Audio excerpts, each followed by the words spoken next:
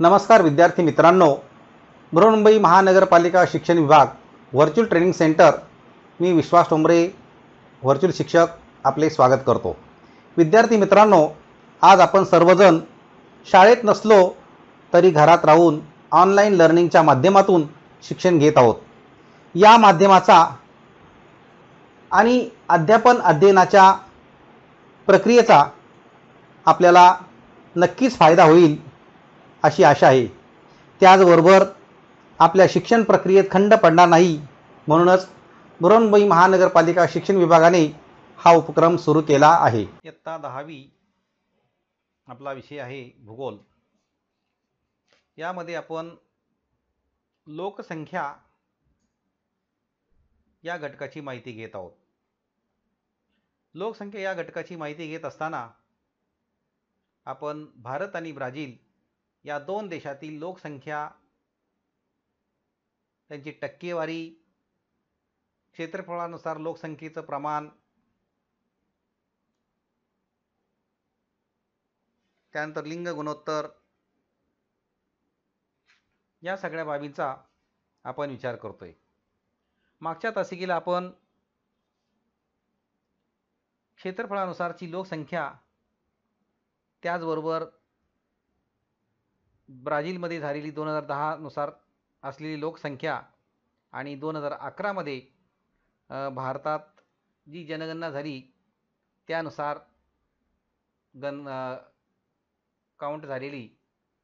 गणना झालेली लोकसंख्या, या घटकांचा विचार आपण मागच्या लोकसंख्या भाग 1 या भागामध्ये घेतलेला आहे।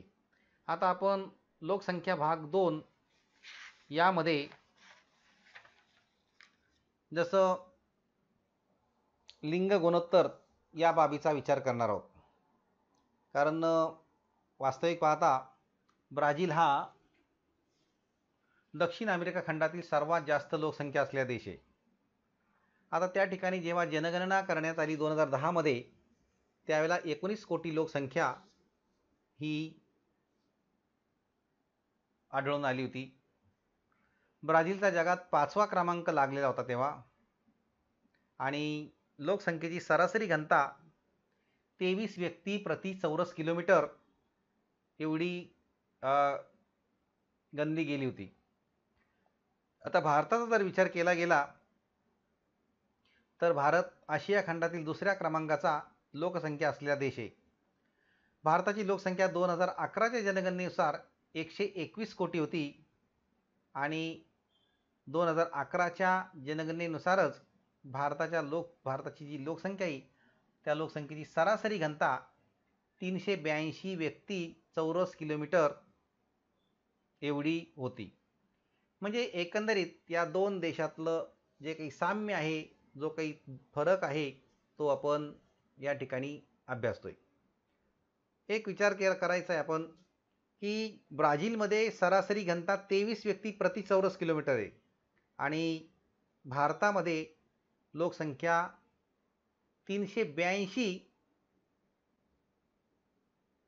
प्रति चौरस किलोमीटर आहे। म्हणजे खूप मोठ्या प्रमाणामध्ये ही तफावत आहे। शिवाय ब्राझीलचा जगामध्ये 5वा क्रमांक लागतोय, पण भारताचा या आशिया खंडामध्ये दुसरा क्रमांक लागतोय। तर अशा पद्धतीने आपण या भारत आणि ब्राझील लोकसंख्या बाबत विचार करत आहोत।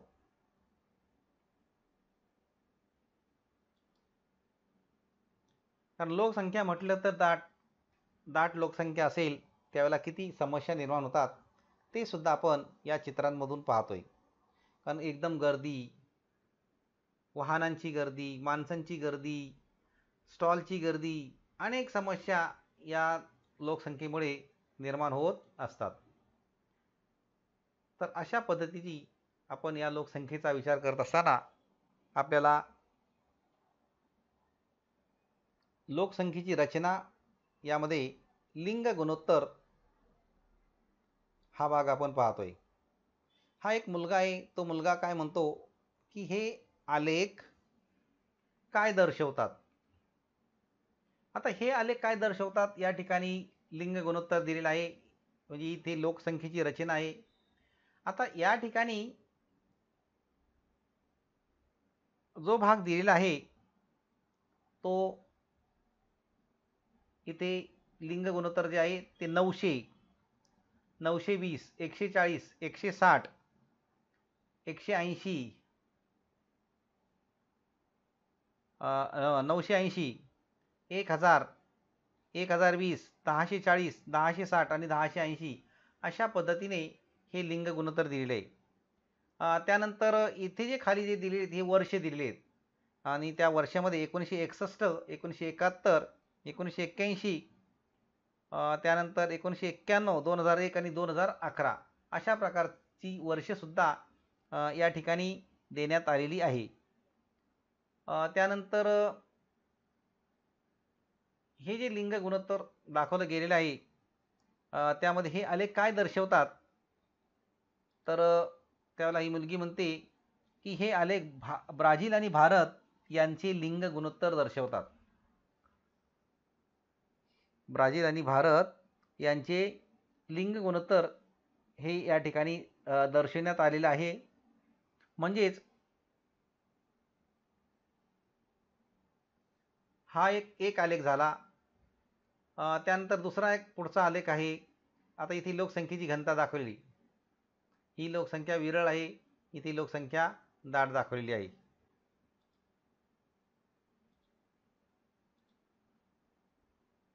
मग लोकसंख्या कोटीमध्ये जर विचार केला तर इथे लोकसंख्या कोटीमध्ये दाखवली गेलेली आहे. 1951, 1961, 1971, 1981 आणि 1991 इथे पुरुष आणि स्त्रियांचं प्रमाण किती आहे ते दाखवलं गेलेलं आहे. म्हणजे 1951 मध्ये हे ब्लॅक जे आहेत हे काळे स्तंभालेख हे पुरुषासाठी दाखवलेत आणि व्हाईटवाली दाखवलेत पांढरे जे आहेत ते स्त्रियांसाठी दाखवले गेलेले आहेत. मग इथे आपण एक समजू शकतो 1951ला पुरुष म्हणजे 18 दाखवलेले आहेत, म्हणजे 18 कोटी, आणि इकडे स्त्रियांचं प्रमाण स्त्रिया इकडे 17 दाखवलेले आहेत. तर अशा पद्धतीने हे अंक हे दाखवले गेलेले आहेत. आणि अगदी 1991ला 44 आणि 41 अशा प्रकारचा आलेख दाखवला गेलेला आहे. आता हे ब्राझीलचे इकडे काही भाग चित्र दाखवले जात आहेत.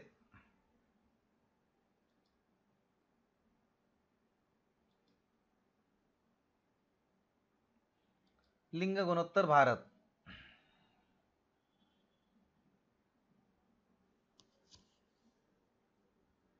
आता इथे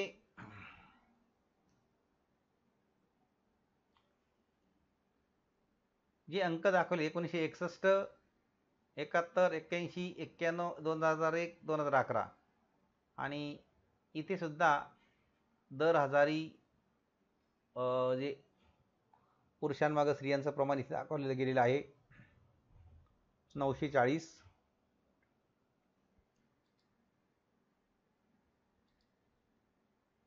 मग येथे तो मुलगा म्हणतो लिंग गुणोत्तर म्हणजे काय? तेव्हा ती मुलगी म्हणते की लिंग गुणोत्तर म्हणजे काय? एखाद्या प्रदेशातील दर हजारी पुरुषांच्या तुलनेत असलेली स्त्रियांची संख्या. तर अशा पद्धतीने या ठिकाणी भारत आणि ब्राझीलचं लिंग गुणोत्तराचं जे काही प्रमाण आहे ते दाखवलं गेलेलं आहे. त्याच वेळेला पुन्हा हा मुलगा काय म्हणतो की वरील आलेखावरून असं लक्षात येतं की ब्राझीलमधील स्त्रियांचं प्रमाण पुरुषांप्रमाणे नेहमीच जास्त राहिले आहे, भारतात मात्र हे प्रमाण नेहमीच कमी राहिलेले आहेत. आता इथे एक आलेख अगोदरचा होता सुरुवातीचा तो ब्राझीलचा, परंतु आता हा भारताचा आलेख आहे, कारण एकाच वेळेला दोन आलेख आपण इथे घेऊ शकत नाही. तरीसुद्धा आपण समजू शकतो की अधिक वाटल्यास पुस्तकाचा सुद्धा आपण आधार घेऊ शकतो दोन आलेख बघायचे असेल तर.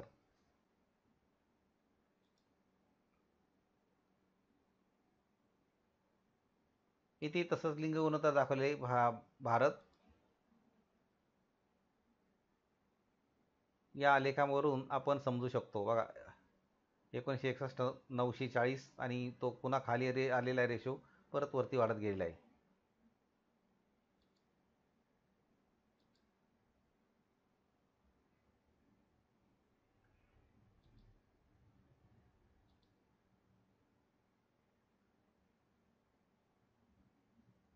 म्हणजेच लिंग गुणोत्तर म्हणजे काय, तर एखाद्या प्रदेशातील दर हजारी पुरुषांच्या तुलनेत असलेली स्त्रियांची संख्या.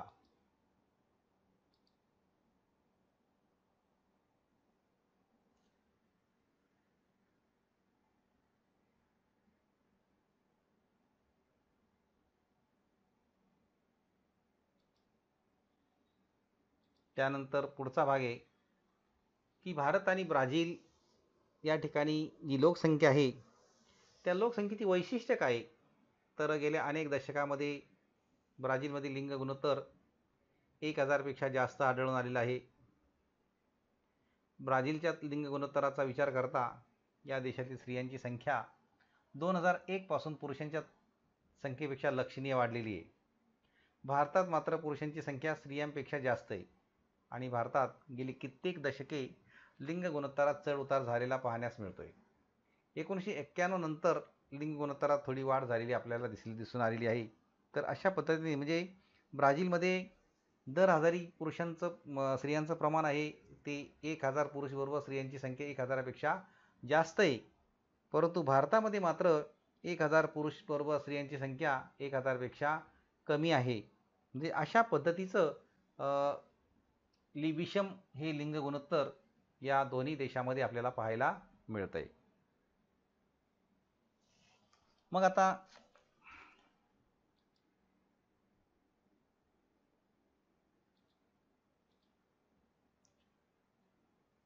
असा एक प्रश्न आहे की एखाद्या प्रदेशात लिंग गुणोत्तर कमी असल्यास त्याची कारणं काय असायला आहेत. एखाद्या प्रदेशात लिंग गुणोत्तर कमी असण्याची कारणं काय आहेत, तर स्त्री भ्रूण हत्या, सामाजिक रूढी, परंपरा व अंधश्रद्धा, स्त्री साक्षरतेचं प्रमाण कमी, स्त्रियांसाठी पुरेशा रोजगाराच्या संधीचा अभाव, स्त्रियांवर होणारे अत्याचार यासारखे प्रश्न जेव्हा निर्माण झालेले असतात तेव्हा ते लिंग गुणोत्तरामध्ये तफावत आढळून येते आणि कमी असल्याचं दिसून आलेलं आहे. भारतामध्ये सुद्धा या संदर्भात तसाच एक प्रश्न आहे की भारतातील स्त्रियांचं प्रमाण लिंग गुणोत्तराचं प्रमाण कसे वाढेल. मग हे कसं वाढू शकतं असा एक प्रश्न आहे की भारतातील स्त्रियांचं प्रमाण लिंग गुणोत्तराचं जे काही प्रमाण आहे यासाठी काय उपाययोजना करता येतील. पहिली उपाययोजना आहे की समाजातील स्त्रियांच्या विरोधातील अंधश्रद्धा, रूढी, परंपरा यामध्ये आमूलाग्र बदल करणे. स्त्री भ्रूण हत्या, हुंडा, स्त्रियांवरील अत्याचार यासारख्या समस्येवर कठोर आणि तत्काळ कायदेशीर उपाययोजना करणे आणि स्त्री साक्षरतेत वाढ करणे. त्याचबरोबर स्त्रियांच्या रोजगार पातळीत वाढ करणे, स्त्रियांच्या सबलीकरणासाठी विविध शासकीय योजनांची अंमलबजावणी करणे. तर अशा पद्धतीच्या जर उपाययोजना केल्या तर हे लिंग गुणोत्तर वाढू शकतं. त्यानंतर आणखी एक प्रश्न इथे निर्माण होऊ शकतो भारताच्या संदर्भात, तो असा की भारतातील जन्मदरावर नियंत्रण ठेवण्यासाठी काय करता येईल. मग तर भारतातील जन्मदरावर नियंत्रण ठेवण्यासाठी साक्षरता दर वाढवणे, समाजातील अंधश्रद्धा, रूढी, परंपरा यासाठी समाज जागृती करणे, स्त्रियांच्या सबलीकरणास प्राधान्य देणे आणि प्रसार माध्यमाच्या आधारे कुटुंब नियोजनाचं महत्त्व पटवून देणे. याशिवाय दारिद्र्याचे व बेरोजगारीचं प्रमाण कमी करणे आणि मनोरंजनाच्या सोयीसुविधांमध्ये वाढ करणे. अशा पद्धतीने जर उपाययोजना केल्या तर जन्मदरावर नियंत्रण ठेवता येईल.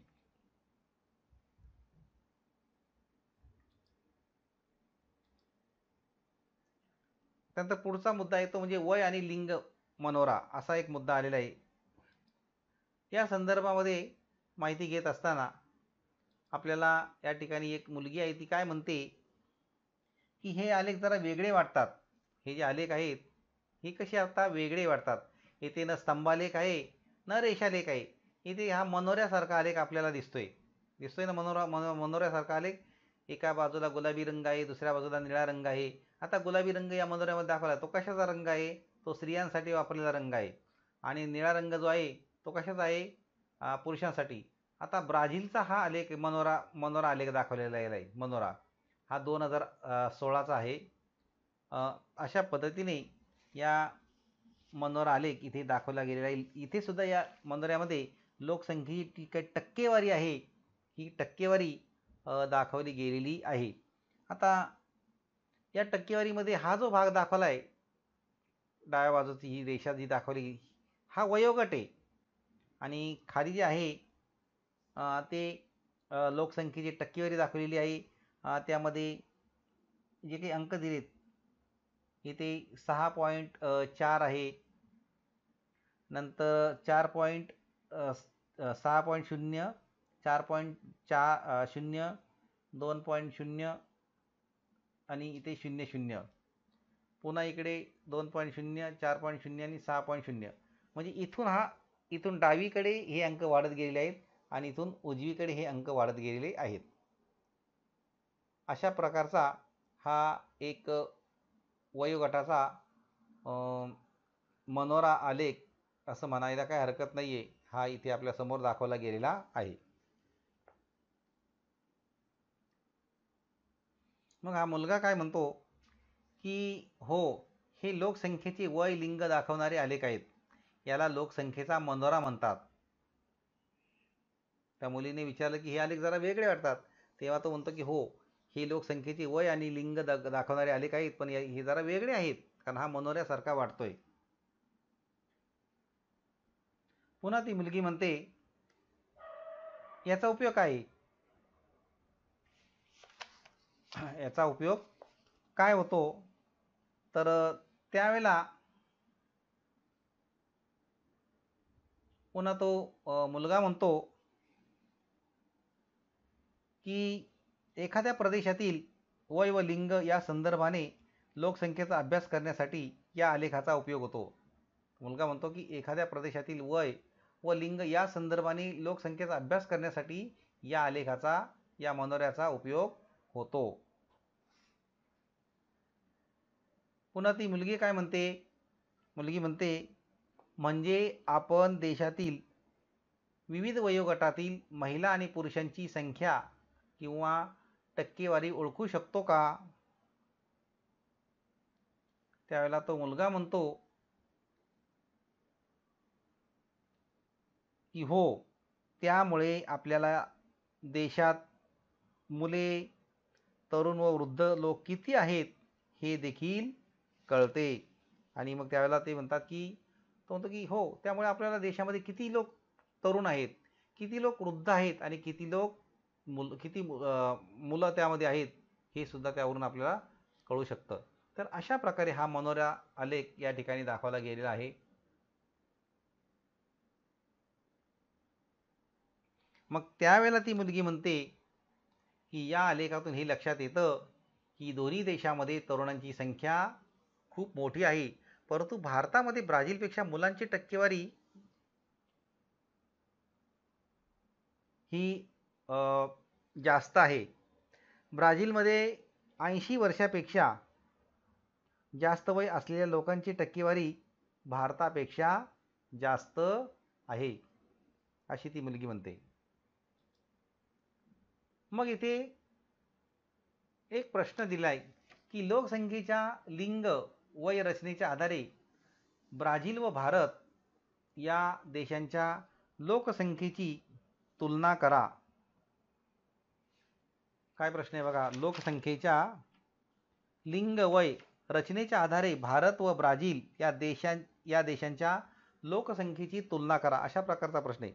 आता इथे उत्तर आपल्याला काय अपेक्षित आहे? लोकसंख्येच्या लिंग वय रचनेनुसार आपल्याला असं लक्षात येतं की ब्राझीलच्या तुलनेत भारतात लहान मुला-मुलींचे एकूण लोकसंख्येतील प्रमाण तुलनेने अधिक आहे. याशिवाय ब्राझीलच्या तुलनेत भारतात तरुण वयोगटातील लोकसंख्येचं प्रमाणही तुलनेने अधिक आहे. म्हणजे बघा, लहान मुलांचं प्रमाणसुद्धा अधिक आहे. तरुण वयोगट जो आहे त्या तरुण वयोगटाचं प्रमाणसुद्धा ब्राझीलपेक्षा अधिक आहे भारतात.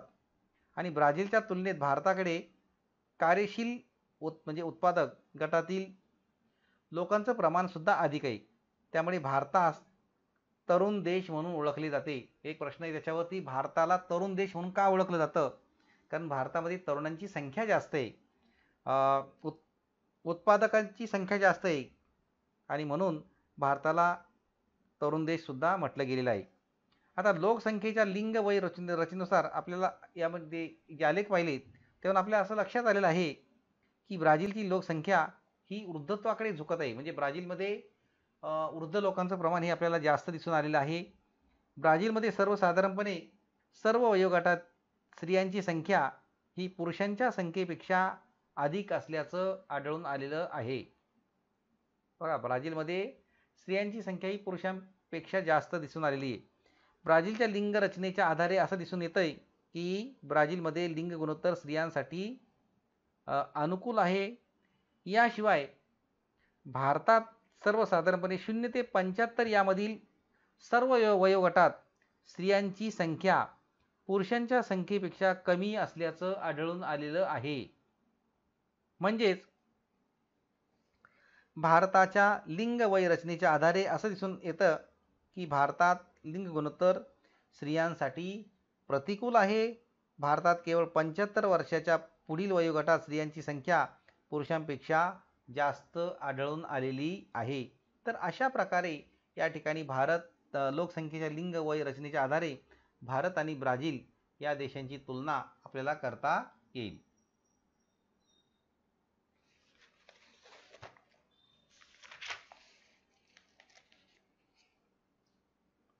आता इथे एक आलेख दाखवलेला आहे पुन्हा, लोकसंख्या वाढीचा दर.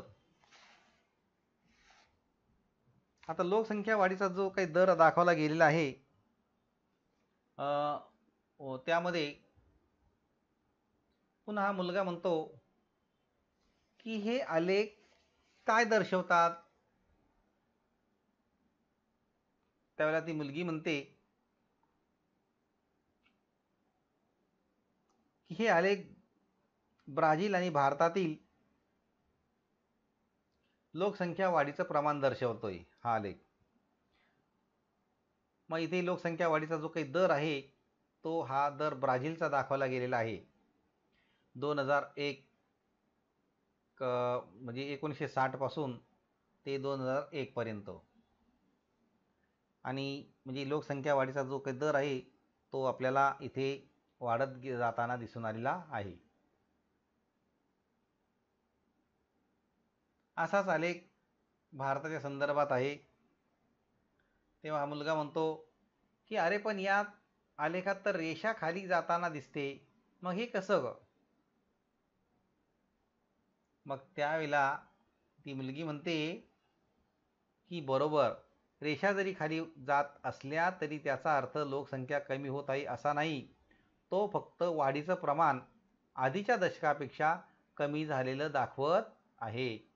म्हणजे तो फक्त रेषा जरी कमी झाली वाकली याचा अर्थ असा नाही की लोकसंख्या कमी झाली, परंतु अगोदरचं जे काही दशक आहे त्या दशकापेक्षा कमी झालेलं हे आपल्याला दिसून आलेलं आहे असं ती मुलगी म्हणते. तर अशा पद्धतीने इथे या लोकसंख्या वाढीचा दर हा सुद्धा दाखवण्यात आलेला आहे.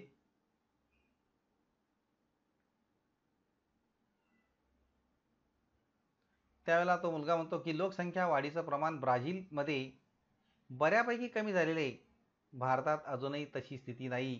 2001 ते 2011च्या दशकात भारताची लोकसंख्या 18.2 कोटीने वाढली गेली आहे. आणि त्यावेळेला पुन्हा तो म्हणतो की भारतातील लोकसंख्या वाढीचा दर हा 1971 पर्यंत जास्त होता. त्यानंतर हा दर स्थिरावला. म्हणजेच वर्तमान काळात लोकसंख्या वाढीचा दर कमी होत आहे, परंतु लोकसंख्या मात्र आपल्याला वाढताना दिसत आहे. तर अशा पद्धतीने या भारत आणि ब्राझील या दोन देशाचा तुलनात्मक आपण लोकसंख्येच्या बाबतीमध्ये विचार करतोय. त्यावेळेला ती मुलगी म्हणते की नाही, याचा अर्थ लोकसंख्येची वाढ कमी आहे वक्राचा कल पाहता नजीकच्या काळात ब्राझीलच्या लोकसंख्येची वाढ कमी गतीने होईल असं म्हणता येईल. म्हणजे अशा पद्धतीने या दोन मुलांचं इथे संभाषण सुरू झालं होतं. आता भारत आणि ब्राझील या देशांच्या लोकसंख्या वाढीची कारणं काय, असा एक प्रश्न इथे दिलेला आहे. भारत आणि ब्राझील या देशांच्या लोकसंख्येची जी काही कारणं आहेत ती कारणं जर आपण विचारात जर घेतली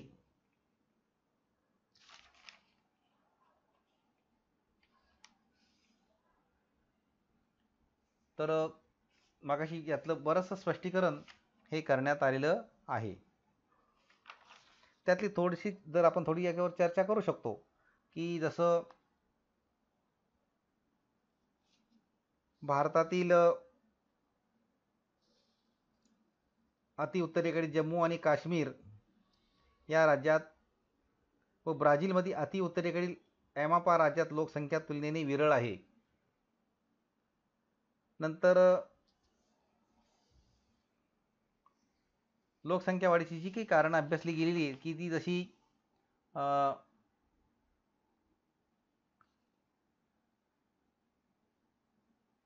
भारतात 1971 पर्यंत लोकसंख्या वाढीचा दर 2 ते 2.3% वाढला होता. म्हणजेच या ठिकाणी 1971 ते 1991 या दशकाच्या कालावधीत भारतातील लोकसंख्या वाढीचा दर 2.3% स्थिर झाल्याचं आपल्याला दिसून आलेलं आहे. परंतु 1991 पासून वर्तमान काळापर्यंत लोकसंख्या वाढीचा दर मंद गतीने कमी झाल्याचं आढळून आलेलं आहे. त्याचबरोबर ब्राझीलचं सुद्धा तसंच झालेलं आहे की 1970 ते 2010 या दशकामध्ये ब्राझीलमधील लोकसंख्या वाढीचा दर हा सातत्याने आपल्याला कमी झालेला आढळून आलेला आहे. म्हणजे एकंदरीत लोकसंख्येचं जे काही वितरण आहे, लोकसंख्या वाढीची जी काही कारणं आहे त्यामध्ये आणखी एक भाग येईल आपल्याला की हवामान जे आहे त्या हवामानाचा सुद्धा संबंध आपल्याला दाखवता येईल.